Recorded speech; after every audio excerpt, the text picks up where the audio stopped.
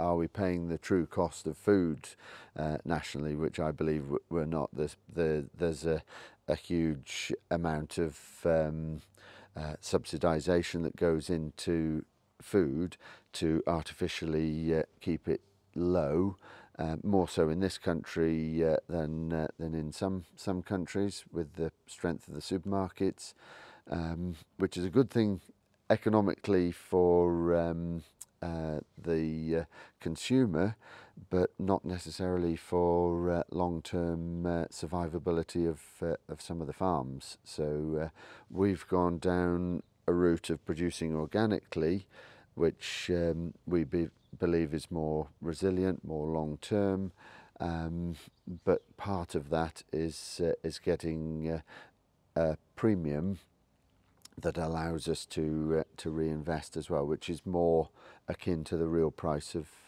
production. I think we've seen food getting more expensive over the last few years. Food inflation was much higher than the general overall inflation figure. So it's obviously impacted by inflation of other things as well. So like inflation of energy prices and fertilizer prices and things. So there's a lot that goes into kind of getting food onto the shelf. So including the farmer, but kind of a lot of other parts of the supply chain as well. So if things are getting more expensive, then it will impact on food, as we've seen over the last few years. I think there has been quite a hike in food prices and for certain products, which is slowing down now, but it will continuously be increasing. But I don't see anything kind of the near future unless there's some other global thing that happens.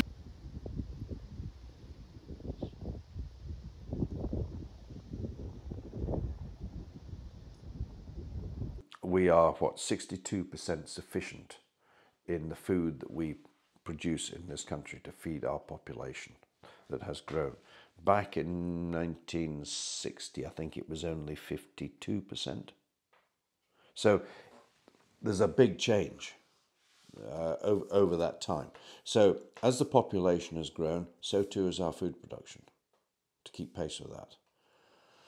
Can we push that any further? I have my doubts.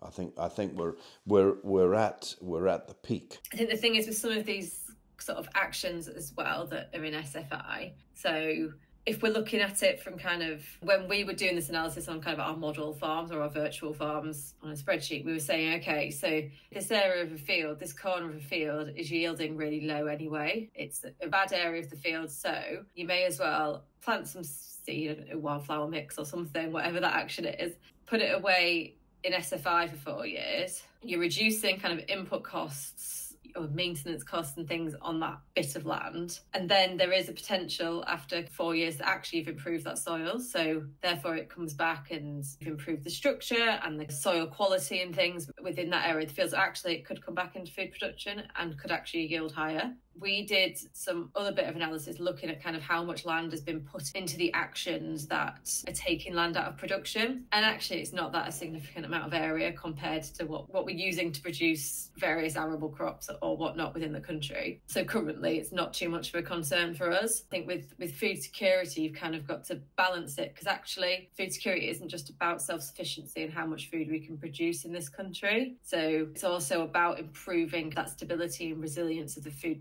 production system as well.